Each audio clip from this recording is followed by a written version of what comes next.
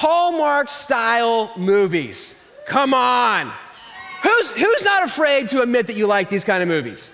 Let's be brave, okay? Yes, I know, Brian did Die Hard, very manly, whatever. My favorite movies are Hallmark style. And I say Hallmark style because I actually like the Netflix version better. They're just slightly more elevated, a little bit more fun, whatever. But it's all the Hallmark movie formula. And I like them because I know exactly what I'm getting. It's the same reason why anybody who's ever offered me a chocolate chip cookie, I've been like, yeah, that's great, I will take that cookie. I know exactly what I'm getting. What I'm getting is a happily ever after story. See, there's something deep and profound about these movies that we can laugh about or watch with popcorn or fall asleep for half of and wake up and still know exactly what's happening. And the profound truth is that you and I were made to live a life that is certain of its end, that has a certain hope to it. The Christmas story is a story about the Messiah coming, and in the ancient world, in ancient Judaism, the Messiah was this long prophesied figure who represented the arrival of hope. Some of you might celebrate Advent in your house, and the first candle you light is a candle of hope. It's the foundation of the Christmas story, the foundation of this Messiah who's coming. And a lot of what was written about the Messiah, about Jesus who would be born in the manger, was actually written centuries and centuries and centuries before him. And we have archaeological evidence to prove that this is true. These manuscripts existed long before Jesus. And they describe things about his life with remarkable accuracy and then go beyond it to point us to hope. One example is Isaiah 9, verse 6. You might have heard this read before. It says this, "For to us a child is born, to us a son is given, and the government shall be upon his shoulder, and his name shall be called Wonderful Counselor, Mighty God, Everlasting Father, Prince of Peace. Of the increase of his government and of peace there will be no end." Isaiah says from the beginning of the Christmas story, this is written 700 years before Jesus arrives, he says, I want to tell you how it ends. It ends with ever-increasing peace. I don't know where you are in your life. I don't know what's going on, what you're dealing with, but my hope today is that you walk out of here having had two things happen. One, you had fun. I really hope you have fun today. And two, I hope you walk out filled up with hope, because the Christmas story is a story of hope, not abstract hope, not squishy hope, but a solid hope that you can base your entire life on. Let's pray before we go any further. God, I'm asking that you would do that for all of us, that you would give us the gift of hope, the gift of laughter, the gift of fun, that we'd walk out with our hope tank filled up because of you. Amen. Now, maybe you're somebody who's like, Hallmark-style movies, is this the thing? I don't know why you would think that, but welcome out from under the rock you've been living under. Yes, Hallmark-style movies are massive. Do you know that the Hallmark Channel alone, the pioneers of this formula, make over 40 Christmas movies every single year? 40. They film them all up in Canada. These are true facts. You can look up on the internet, I promise. Film them all up in Canada. They cost about $1 million to $2 million a piece. They film them in 15 days. And I found this stat. In 2021, they made $350 million from them alone. Crazy. It's this massive industry, and they're all exactly the same. All of them. Now, Sarah and I, we got into watching these style movies back when our kids were a little bit younger, and we wanted date nights, you know. That's an important thing. Everybody tells you that. You want a healthy marriage. You need to prioritize date night. And so we would try that, but then a kid would get sick, or a babysitter would cancel, or whatever. It's just impossible. And then I had this brilliant idea, maybe the best one of my whole life. I invented something. It's called indoor dating. It's amazing. I know, follow me for just a second. You do exactly what you would do if you left your house, only you don't.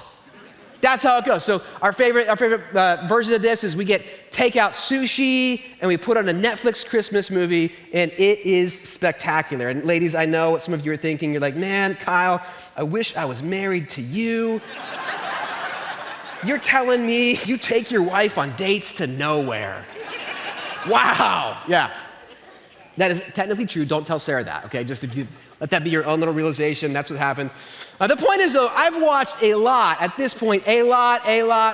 of Hallmark-style Christmas movies. So many of them. I'm not just a fan.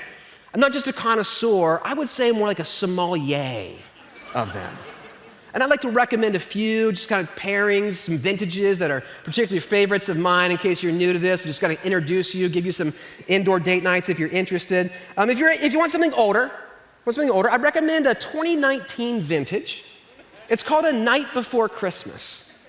It's a very plausible story about a knight from the year 1300 who interacts with a magical Christmas person who transports him to the future, where he falls in love. And you'll never guess how it ends.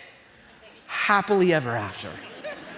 It's crazy. You want something a little bit newer? Highly recommend getting in on this train. 2022, Falling for Christmas. Now, this is a truly historic film.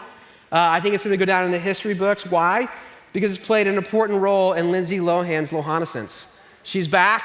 And this movie's a big reason why. Highly recommend it. There's a newer one called Our Little Secret, also Lindsay Lohan. Highly recommend it. You won't guess how both of those films end. Happily ever after, it turns out. There's a newer one if you want something a little bit newer. Now it's young, and so it's a little bit spicy. Got to warn you. 2024 vintage. I know somebody in this room has watched it. Hot Frosty. Yeah! Yes, I was so pumped when I saw that. It was like, oh, we're saving this for a good night. This is so great. Listen, if you don't know Hot Frosty, okay, look, Netflix did it, guys. They did it for us. They made the thing we've all always wanted, a Christmas movie about a sexy snowman come to life. Yes, it's great. Very much recommend that. Not gonna guess how it ends. Happily ever after. Oh, that's right, you did guess it. Now, my favorite vintage is actually from 2017. It's A Christmas Prince. Oh my gosh, so great. It's about a big city woman on a career path who gets sent by her boss to the country of Aldovia where she runs into the prince, and you won't believe it, but they fall in love and the movie ends happily ever after. Guess what? It's also part of a trilogy. just sink your teeth into that one. It's great. Now, these all follow the same pattern. They're so wildly predictable that Sarah and I actually played this game, which I super recommend doing, by the way. We played this game where we play the first 2 minutes of the movie, and then we press pause, and then we have to predict the rest of the movie to each other.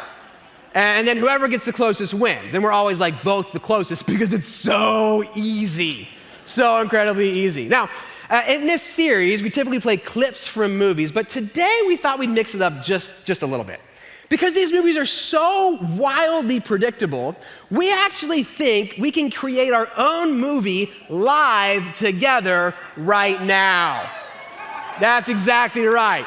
So we got some improv actors up here who are going to join us.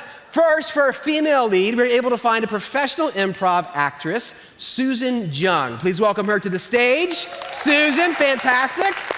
Now, for our male lead, we weren't able to find a professional or anybody good at all, but we did find Dayton community pastor, AKA Super Bowl preaching referee, Matt Castleman, who we forced to be here. So he's here. We got a couple surprise guests. Now, this is going to be improv, okay? And so I want you guys to stay on stage the whole time. No talking to each other. It's got to be in the moment. Deal? Deal. Okay, great. Deal. Perfect. Now, you'll be all right. Here's what I need from you guys, Oakley, specifically. Oakley, you have an important job. All the sites, we're all counting on you, okay? Everybody in Lexington, East Side, West Side, Columbus, everybody's counting on you. Everybody online, counting on you. I need you to give me a title for the movie we're about to watch. Hot Frosty. Hot Frosty's taken, sir. That's excellent. Copyright infringement, can't do that. Don't want to go to jail. Other suggestions? Ooh, a Christmas melody. Let's do a Christmas melody. A Christmas melody. Yeah, a Christmas. Okay. A Christmas melody. Okay. Ladies and gentlemen, I'm pleased to welcome you to the first ever showing of our brand new film, A Christmas Melody.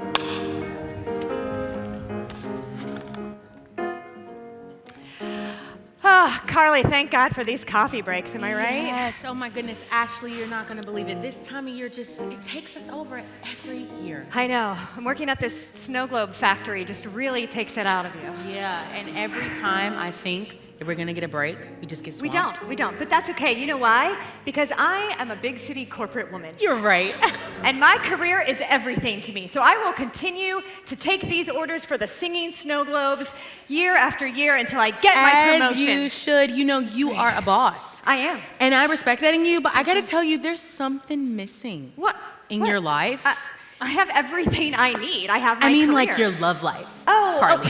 No. Come on. No, really. Ever since Joseph, you just haven't gone out anymore. Okay, and I cannot believe you are bringing that up from my hometown 10 years ago. I mean, it's worth bringing up because I know there's a lot of ready. exposition, sorry, but it's okay, Carly, we know this. Ladies. Oh, hello, Mr. Sorry to break up the chit chat that you all do. Nobody said it was break around here. Sorry, Mr. Andrew. I am the boss. Okay, My name is... Mr. Huffstetter. Yeah. You stuttered on that like we don't know. You make me nervous. Okay. Me too, so I'm gonna go. Your name is... You just said it. Did I? Yeah. You know what? Let's So just anyway, go. I've got, because I'll I make know... up a new name for you. How about Hope? No, Hope. Okay. Yeah, Hope. okay. You can call me Hope. So I've got to, because I know you so well, Yeah. right? Oh, that's Yep. weird, but sure. And because I know your work ethic, Yes. I've got a very special project that I need you to go I on. am ready, sir. So you're from the town of Rabbit Patch, Rabbit Patch, and that's in the state of... West Virginia. Yeah. Okay. Rabbit Patch, West Virginia. Yep. There is a store that sells snow globes there, and I need you to go there and buy that store and take them out for us. Sir, please don't send me back to that town. I have a history. No. See, you misunderstood. I didn't ask how you felt about it. I never ask about your feelings. I'm your boss. You do what I said, and I need you to scrap everything on your calendar and go to Rabbit Patch, West Virginia, to shut down that snow globe store and take it in for us. Okay, I will do it. Great. Okay. Wow. I didn't know that we had to assemble every single snow globe by adding its own snow into the snow globe. There seems like a more efficient way to do this here. Joseph, ever since my arthritis crept in from being your grandmother, you have to do it for me. I can't do it myself. You got arthritis from being my grandmother? I'm so sorry. It stressed me out. I got you working here at Snow Globe Emporium Co. Yes, I forget the name often. Come on, Here Joseph. in Rabbit Patch, West Virginia. Yeah, but I mean, these snow globes aren't gonna globe themselves, so Listen, thank you. Sorry. Let me just give you these boxes. I want you to take them on over there. That would be great. Oh, gosh. these are Goodness heavy. gracious. Nice to meet you. It's weird. Hi. I got a some customer. ice sludge all over my I wish I could menu, see my Nola where I Blacks, was and going I just want with these snow. Oh my gosh! Oh my gosh! They all broke and the liquid is leaking out onto my brand new Prada shoes. Oh, those are such nice shoes. I'm so sorry. I Why didn't could see you you. do that?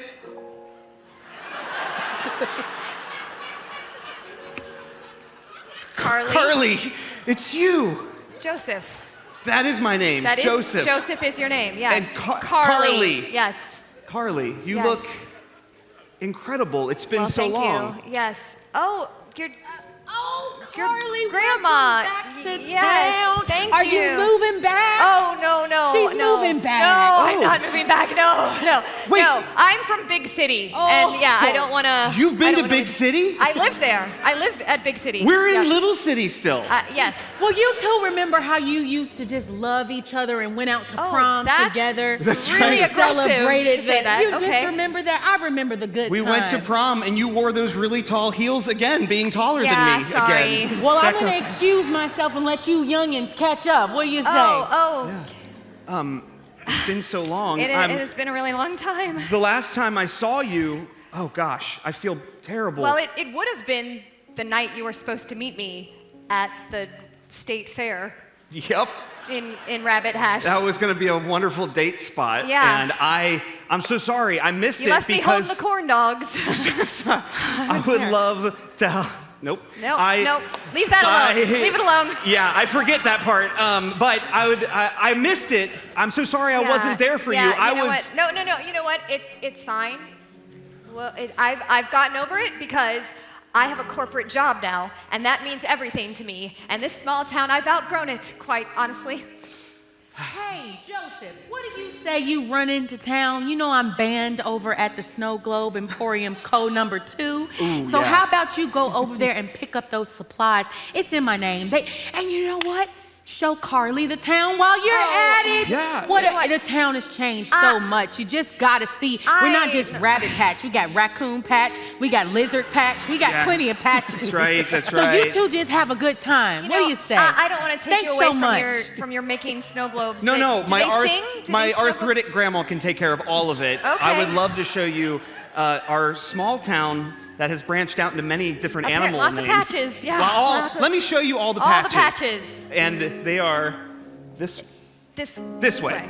They're this way. Let's go this way.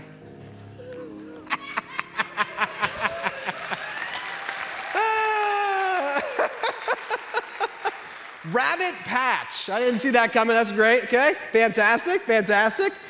What did that teach us? Who knows? Anything? Anybody?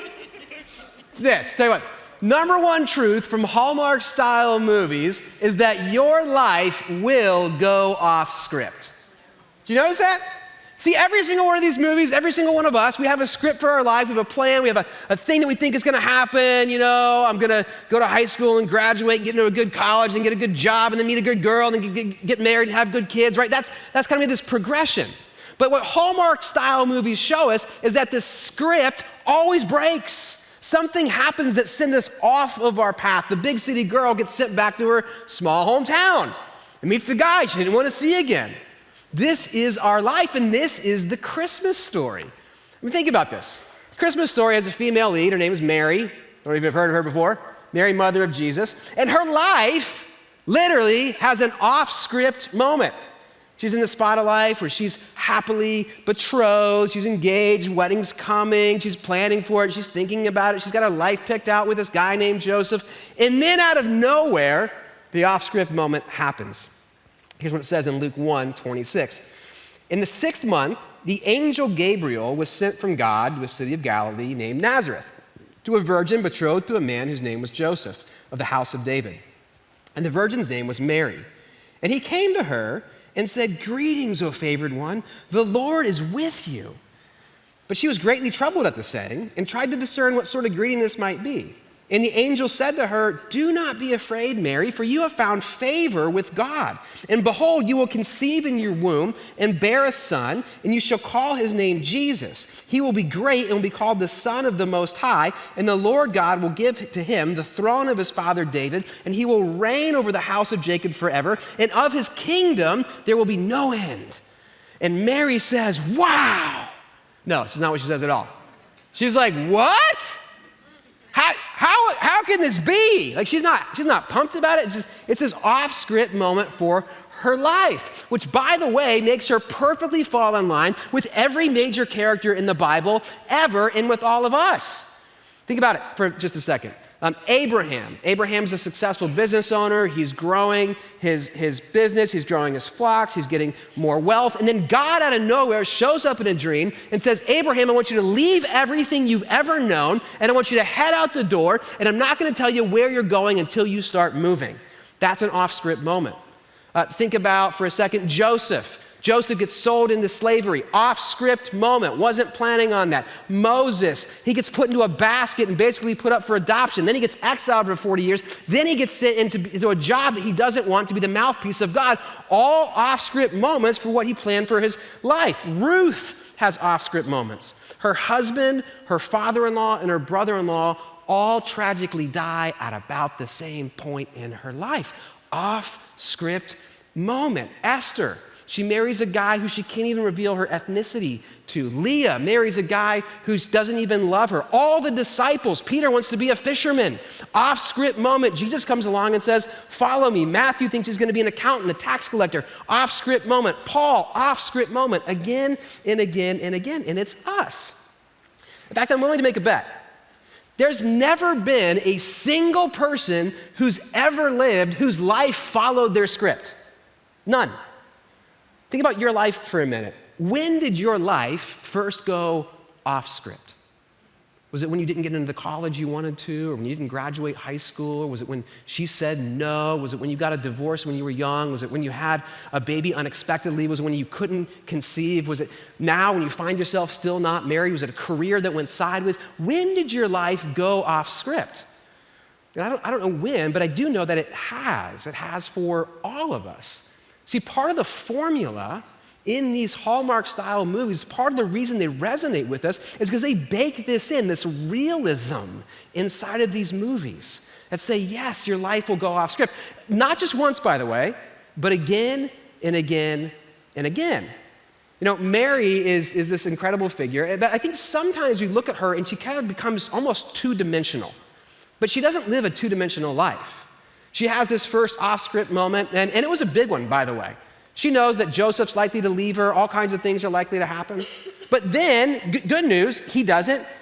He stays with her. But then, bad news, off-script moment, they have to flee to Egypt because Herod wants to kill Jesus.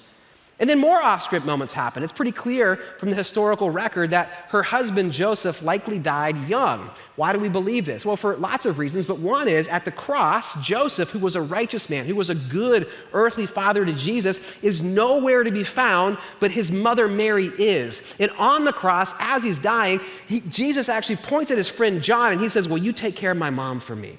What does that mean? It means Joseph isn't around anymore. It also means more off-script moments. We know that Jesus had other brothers and sisters from Mary and from Joseph, but in this moment, John, for some reason, can't point to any of them, or Jesus in this moment can't point to any of them to take care of his mom. Instead, he goes to his friend. Why? Well, there's likely some off-script moments happening. This is our life again and again and again. In fact, in the script of Netflix movies or Hallmark-style movies, there's the setup. There's the initial complication, they get sent somewhere. And then there's the near kiss. There's a moment where life looks like it's gonna happen, right? We're gonna get together, and then it's followed by the breakup. This is the pattern of life. Just when it looks like things might break, just when it looks like we might get ahead, all of a sudden there's another off-script moment, there's another setback. Speaking of which, it is time for another scene from our favorite movie, whose title I forget. What's it called? Christmas Melody. Oh my gosh, cannot wait. Now for this one, Oakley, again, depending on you, did a great job with the name. I need from you an idea. I need an activity that you would do on a Christmas date. Shout them out. Ice skating. Ice skating. Another one? Snow tubing. Ice skating, snow tubing. It's an active date. Ice skating, snow tubing. You're all talking at once. We need to organize this better. I can't. Ice skating, snow tubing. Making a snowman.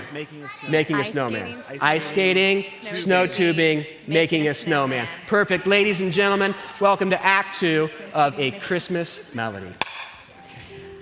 So, Joseph, you're going to show me the town, because that's what we just said. Oh, we're not ice skating yet, are we? Well, I wanted to recap, because it's been a second. That's right. Since we've been up here. I just like to practice. That's okay. cool. That's great. Well, we have our skates on.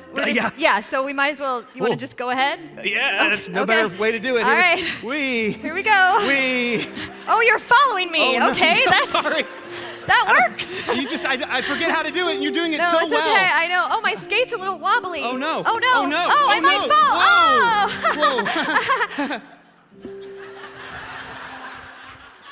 Whoa. Okay, I don't know why you want to show me all these physical activities, because we did this all. Making sure big city girl is still in shape and can keep up with a small guy or a small town guy.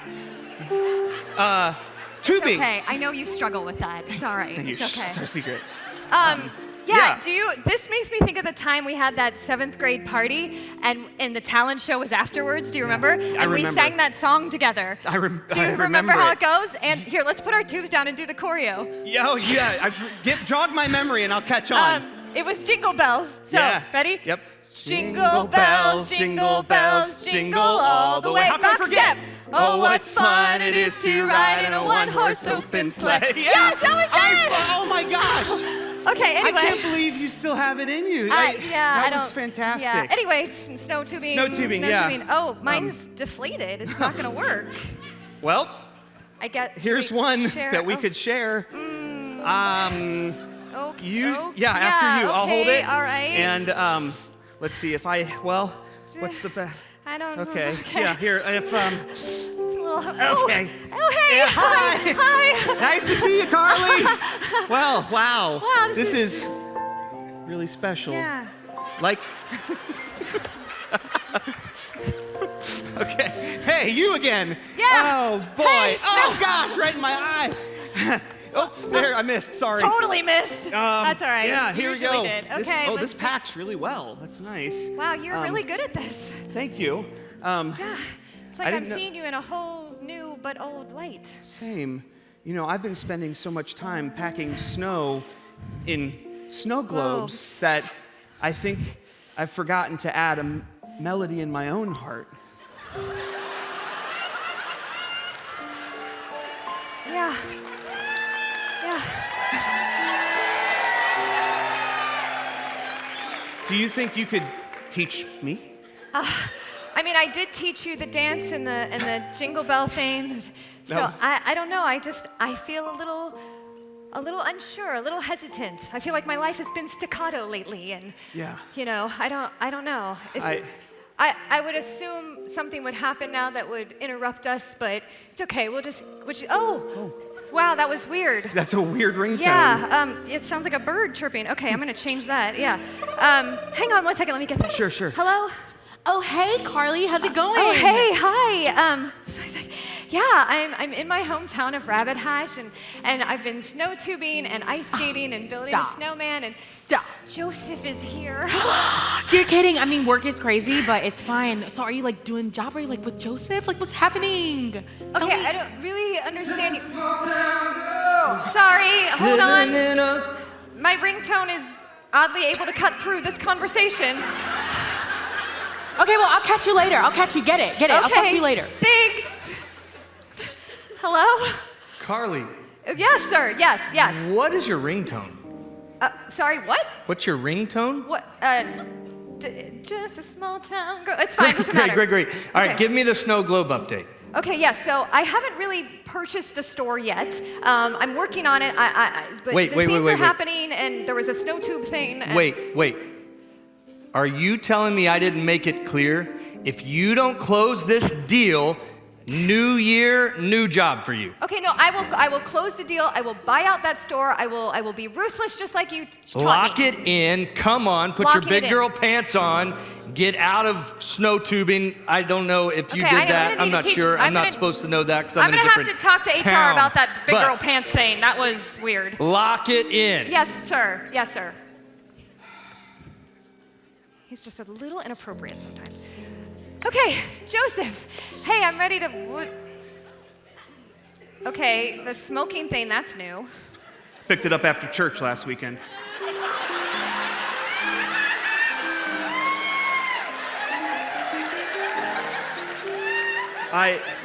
We've been having so much fun, Yeah. Carly. Carly, yeah. And We were. I yeah. felt like my heart was beginning to sing, yeah. louder than my snow globes, the melody in them. But Okay.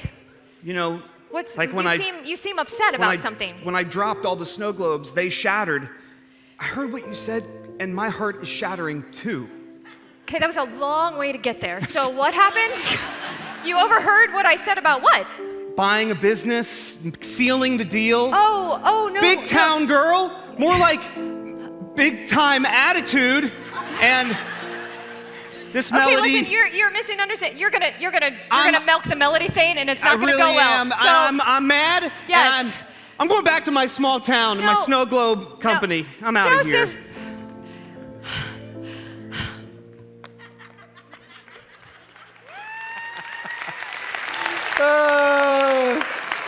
Oh man, we're on pins and needles, right? Ooh, what's gonna happen? How's it gonna end? I don't know. Oh, that's right. Happily ever after. Yeah, that's the second truth that Hallmark-style movies can teach us. No matter what happens, no matter how many ups and downs there are, you and I, our story turns out to be one that ends happily ever after. I think it's the main reason why these stories resonate. See, in that formula, the next two steps, the last two steps, are what's called the reconciliation and the happily ever after, which is the gospel. I don't know if you know that. The gospel, the story of Jesus that starts in this Christmas story, the story of Jesus, is not primarily good advice for how to live your life. It is primarily a certainty about the future and how your story will end. That's what it is. It's a certain hope. Here's how Jesus put it in John 11. Jesus said, "I am the resurrection and the life. The one who believes in me will live." Certainty, will, not might, will live, even though they die, and whoever lives by believing in me will never die. And then he says, do you believe this? See, God as a storyteller is the ultimate one who spoils his own story. He tells us the end of the story. Why? Because he wants us to live with a certain hope. You and I are not actually made to go through life wondering how our story ends. If you find yourself in a place where full of fear and anxiety and worry, maybe, just maybe, I might want to press into you and ask you the same question that Jesus just asked. Do you believe what he said? Not about the story, but about your story, about your life and where you're headed.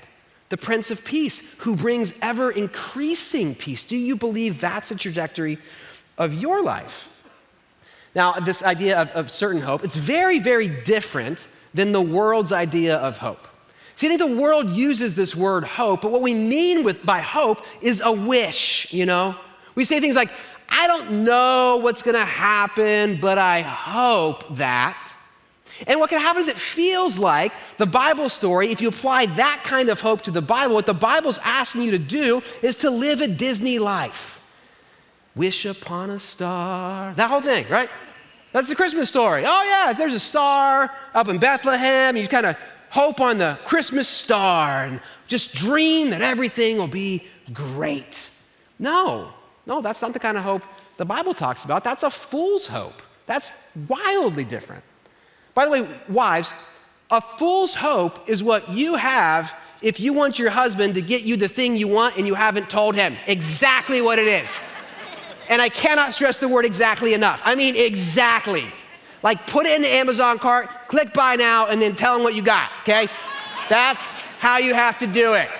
Promise. None of us husbands, none of us are like, oh, I hope she makes me guess. Oh yeah. No. Early on in our marriage, I learned this. I tried to guess what my wife wanted, and it did not go well. Our first year in marriage, our first Christmas, I remember, we go to the mall together. Back when malls were still a thing, it was great. We go to the mall, and this is totally true. At this moment, I am a humble, poor church worker who's also an amateur carpenter, and she's a big city corporate career woman. Literally, worked for a big corporation in the city in a high-rise, okay? And so we go to Ann Taylor, where she would buy all of her fancy suits and clothes, and she sees this sweater. And it's $90. I remember this the rest of my life. Gray sweater, $90. And she says, ooh, I like that sweater. And I'm like, awesome, I know exactly what she wants. Great, so I come back next day on my lunch break, and I buy the sweater, I wrap it, I put it under the tree. She opens it, and she goes, oh, this is nice. I'm like, it's that sweater that you wanted. And she's like, yeah, I sure did. Oh, that's great. And folds it up and never puts it on ever in her entire life. Not even one time. Went to Goodwill so fast. So wives, tell your husband what you want. Otherwise, you have a fool's hope. But again, the kind of hope we're talking about here in the Bible is not that kind of hope. It's not a fool's hope. The hope that the Bible describes is a certain hope, an absolute certain hope. One of my favorite theologians is a guy who recently passed away. His name is Tim Keller. And his definition of biblical hope is incredible. He says, biblical hope is a life-shaping certainty about the future. He says, when you have biblical hope, literally every single day in your life should be lived differently. Why? Because you know how your story will end, and you believe it. This is actually the thing that stood out most about Mary. You know, when the angel comes to her and he says, hey, good news, you found favor with God. One of the questions that people have asked for 2,000 years since then is, what about Mary made her find favor in the eyes of God? And I don't know with absolute certainty, but my best guess, based on what I read, is that the thing that stood out about her was her certainty of hope, that she was willing to believe the things that God said to her about her future. After that scene where the angel comes to her, she actually gets up and she goes and visits her cousin, Elizabeth. This is how the story picks up. Luke 1:39 says, in those days, Mary arose and went with haste into the hill country to a town in Judah. And she entered the house of Zechariah and greeted Elizabeth. And when Elizabeth heard the greeting of Mary, the baby leaped in her womb. And Elizabeth was filled with the Holy Spirit, and she exclaimed with a loud cry, blessed are you among women, and blessed is the fruit of your womb. And why is this granted to me, that the mother of my Lord should come to me? For behold, when the sound of your greeting came to my ears, the baby in my womb leaped with joy. And then she ends with this, and blessed is she. I think in this moment, she's looking right at Mary, right in the eyes. She says, blessed is she who believed that there would be a fulfillment of what was spoken to her from the Lord. See, the thing that makes Mary remarkable is that she just believed what God said about her future. She just decided that it was certain that he meant what he said. And I believe it changed every single day of her life. I want you to imagine for a moment that I was to hire 2 people, okay? Let's imagine the job is to split firewood. Got it? You need firewood, it's getting cold, and it's gonna be outside. It's gonna be hard, it's gonna be painful. It's gonna be very, very cold. I'm not gonna give you gloves, okay? It's gonna be awful, but I'm gonna hire 2 people. And imagine for person A, I hire them and I say to them, hey, at the end of the day, I'm gonna give you $10. Okay? And then person 2, I say, hey, same exact work as them. It's gonna be hard, it's gonna be cold, it's gonna be painful. You're not gonna like it, but at the end of the day, I'm gonna give you $10 million. Do you think that maybe, just maybe, their attitude during the day might be different? Do you think that one of them might just be more filled with hope? Might, even as things are hard, even as things are cold, even as things are painful, might just have an extra little bounce in their step? Of course. Why? Because they know what's coming at the end of the story is a happily ever after. That's why. Well, that's you and me, friends. This is what's supposed to be us. See, if you believe in Jesus, when you walk into a room, every single person in the room should go, oh yeah, Jim's here. Oh man, that guy. He's just like a breath of fresh air. He just lifts everybody up. When Susan walks in, there's just hope in the room that you can just feel the thing change. Man, she's just phenomenal. This is what it's supposed to be to follow Jesus. Another way to think about it is if you're a Christian, you're supposed to live life like a Kansas City Chiefs fan. You're just certain you're gonna win, right? Without the cheating refs, just saying, just point that out. By the way, Christmas movies, I don't know if you knew this, there are 2 Hallmark-style Christmas movies about the Kansas City Chiefs and Taylor and Travis this year. And I am thrilled. Can't wait to watch them, saving them like 2 fine bottles of wine for the right night. Haven't watched either one yet, don't spoil them, I don't wanna know what happens. I think I do though, happily ever after is probably where it ends, but this is it. See, to follow Jesus, to live this life, to believe that this baby born in a manger so long ago is actually not just the Messiah, but your Messiah, means that you believe your life ends in victory. And it's not a maybe, it's not a, well, I don't really know how it's gonna go, I don't really know if it's gonna get there. No, it's a certainty. Because that baby grew into a man, died on the cross, and when he was hanging there, he said, it's finished. That means there's no ifs, ands, or buts about it. And so in your life, you're heading towards a happily ever after. That's where you're going. It's a guarantee. Listen to this from the book of Hebrews, chapter 6. It says, so God has given both his promise and his oath. These 2 things are unchangeable because it's impossible for God to lie. Therefore, we who have fled to him for refuge can have great confidence as we hold to the hope that lies before us. This hope is a strong and trustworthy anchor for our souls. Every day you anchor to it. Every day you wake up and every day you say, no matter what happens today, I know where my life is headed. I know there's a kingdom that's coming. I know it's more present today than yesterday because Jesus said his peace will increase day after day after day. And I'm clinging to that hope and I'm living out of that hope every single day. And in other words, you're meant to be an eternal optimist. I actually think that's one of the most kind of untalked about character traits of Jesus. I believe Jesus was the most optimistic person who ever lived. I believe he was one of those guys that when he got in the room, everybody went, man, I'm glad Jesus is here. He just brings hope. He just brings positivity. I just feel lighter when he's around. That's Jesus. When he got with people, he was always telling them like not to worry and it would be okay. He would say things like this, Matthew 6, therefore don't be anxious saying what shall we eat or what shall we drink or what shall we wear? For the Gentiles, the people who don't believe what you believe, they seek after these things. Your heavenly Father knows that you need them all. Seek first his kingdom, the kingdom of God and his righteousness, and all these things will be added to you as well. See, when he says it with his words, it's not lip service.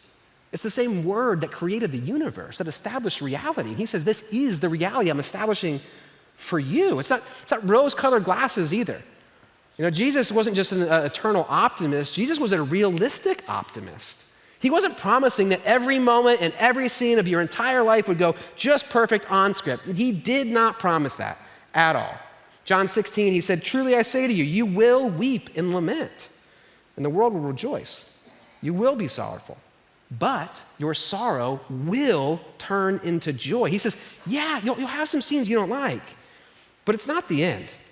It's not the end of your life. And I think about our church in pursuing an awakening. You know, that's what we're going after, a nation that wakes up to the gospel. The thing that I think we might need the most are Christians to wake up to the hope they're supposed to carry around and start carrying with it into every meeting and every place that they ever go. The world needs this from us. And by the way, not just the world, our families need it. I've realized this recently in my own family. As my kids get older, you know, everybody kind of told us like when they're babies, it's hard, but when they get older, the struggles are more difficult. And in the middle of the night, when I was changing my 19th dirty diaper, I was like, I will take the older part. That sounds better. They don't crap their pants in the middle of the night when they're 15, right? Cool. I want that. But now that my kids are older, the issues are more complex. As I've had kids struggle in school this year and struggle with being teased and being bullied, what I've realized is part of my role as a father that I have to embrace more and more and more is I have to be the driver of the hope train for my kids. If you're a mom, if you're a dad, I'm telling you, this is a role that's critical for you to play. You have to be the one who, when they say, no one likes me and it's never gonna change, and you have to be the one to say, honey, I understand. I understand it's hard now, but this is not the story of your life. This is not how this thing is going to end. It's going to get better. You have to be the carrier of hope for your family, the one who believes the story isn't over. I think the greatest gift God may have given you is to know with 100% story, or with 100% certainty, exactly how your story will end. Speaking of which, it's time for the last act of our favorite Christmas movie, the one that's making just records at the box office, A Christmas Melody.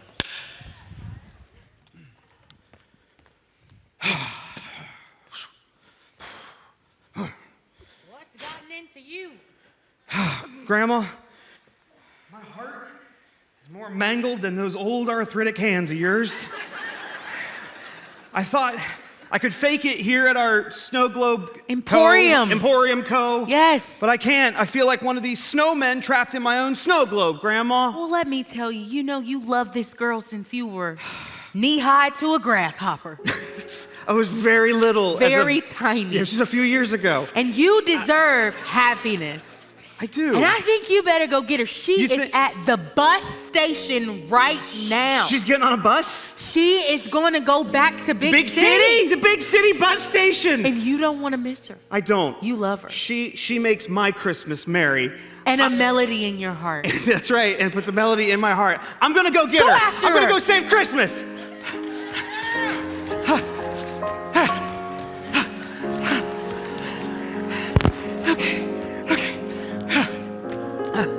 Go around this small city pedal board that's on the middle of the street. I don't know why I'm running. I have a car. Okay. Carly. Oh my gosh. Sorry. Joseph, I came as If you drove, why are you out of breath? I came as slowly as I could, and then I hurried up and found out the car situation. But Okay. I've been a real jerk face, Carly. Well, yes, but what specifically? I made a lot of assumptions. I forgot a lot of things about the way we were, and the way things were. And I don't know, I guess this whole big city attitude and small town guy combination it shook me up. What are you trying to say? The thing I'm trying to say, Carly, back then when I didn't show up to the State fair. that's what it was. Yep. I was busy rescuing bunnies, the rabbits that had fallen into the possum patch, and the possums had fallen into the rabbit patch. Oh my And I goodness. had to save all these little animals, otherwise I would have been there. Well, you know, I appreciate that. I also appreciate how no one in West Virginia has the accent. It's just But, small. but mine is coming back, and you know why? Come here, take my hand. I love that accent. Take my hand, Joseph. This way, Carly. I was living in big city on my own, going solo for so long. And then you plucked the strings of my heart. And you know what? Now we can be a duet. Yes. Yes, That's duet. right. That's right. I think, Carly, I love you. Oh. My accent's coming back It too now, is! Carly. It's a miracle! It's a Christmas Praise Jesus! miracle! That's what Carly, love will do I for love you. you, and will you be my blessed bride? Hold on just 1 second. I gotta think about it for a minute. Okay, take your time. Nothing else to do. I might get a phone call that interrupts this Just moment. a small town girl. I'm sorry, I did not change that ringtone yet. Yes, hello. Carly, Yes, sir. change of plans. We're All right, shaking change this accent, thing up. so we're good. Scrap the plan. Back out of this deal. Back out of the deal. Get out of the deal. I don't You need are to not try to buying buy this at store. Snow Globe Emporium Co. Hold on, let me put you on speaker. Hello. This is Joseph. I'm Joseph. Joseph. Who is This this? is my boss. Joseph, what's your last name? Jangleman. Joseph Jangleman. Joseph Jangleman. Come again? Joseph Jangleman. Joseph Jingle of the Jingleman Snow Globe family. That's the richest family in all of West Virginia that owns this town called Rabbit Hatch. Hatch. That's you? That is I, sir. I guess that's all he has to say. I think we lost him. Bad You reception know what? in these. I think he was going to tell me that the business was going under because y'all, you own I own the whole town. The bunnies and the possums. So and that means that that I can marry you because I love you and you're rich. That's right. That's right. That rich. is quite a plot twist. That is. We never saw it coming. I'm rich with money and snow globes And love. love. And love. And now we can play and sing our Christmas melody. That's right. That's right.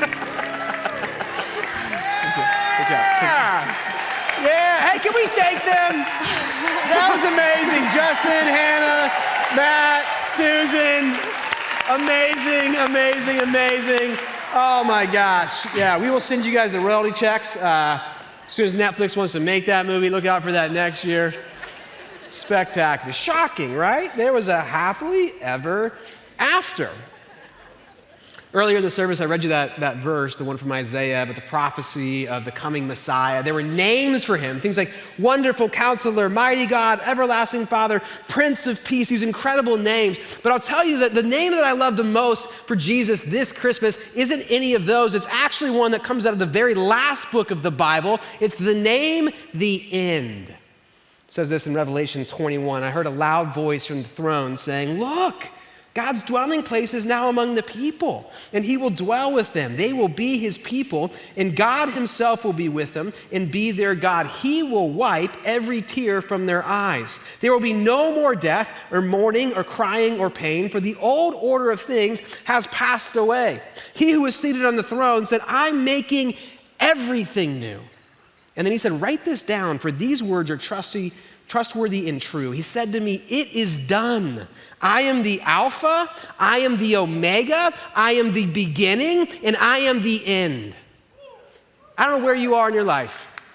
I don't know what scene's currently playing out for you. I don't know whether it's one where it looks like things are going to be hopeful. I don't know whether it's one where it looks like everything's just falling apart again. I don't know, but I know this. Unless it's Jesus standing up with his arms spread over your life and saying, I'm making all of this new, good news.